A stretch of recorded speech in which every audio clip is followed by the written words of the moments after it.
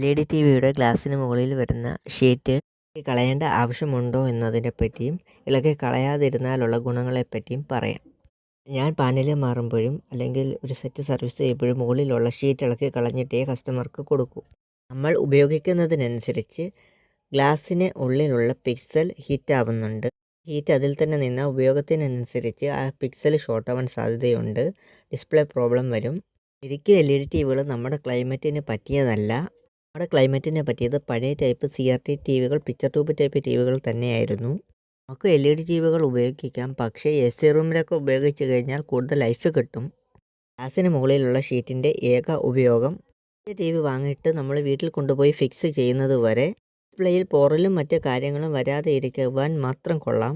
നമ്മൾ ഉപയോഗിക്കുന്ന മൊബൈൽ ഫോണിൻ്റെ അത്ര പോലും ക്വാളിറ്റി ഇല്ലാത്ത രീതിയിലാണ് മാനുഫാക്ചറിങ് ചെയ്യുന്നത് നമ്മുടെ LED ടിവികളുടെ ഡിസ്പ്ലേയും മറ്റ് സ്പെയർ പാർട്സും. അതുകൊണ്ട് ഇന്ന ബ്രാൻഡ് സൂപ്പറാ 10 വർഷം നിൽക്കും 20 വർഷം നിൽക്കുമെന്ന് ഒരു ധാരണയും വേണ്ട. മാക്സിമം 5 വർഷം നോക്കിയാൽ മതി. തെറ്റാട്ടപ്പടലം പോകും. പ്ലാസ്റ്റിക്കിൻ്റെ മറ്റൊരു ഉപയോഗം 2 വർഷം വരെ ഒരു TV മതി, അതിനുശേഷം അപ്ഡേഷൻ ചെയ്യണം, പുതിയ TV വാങ്ങും എന്നുള്ള ധാരണയുള്ളവർക്ക് എന്തുകൊണ്ട് സന്തോഷമായി പ്ലാസ്റ്റിക് ഇളക്കി കളയാതെ തന്നെ നിങ്ങൾക്കിത് ഉപയോഗിക്കാം. 2 വർഷത്തിനുള്ളിൽ നിങ്ങൾക്ക് പുതിയൊരു TV വാങ്ങുവാൻ സുവർണാവസരം ലഭിക്കുന്നതാണ്.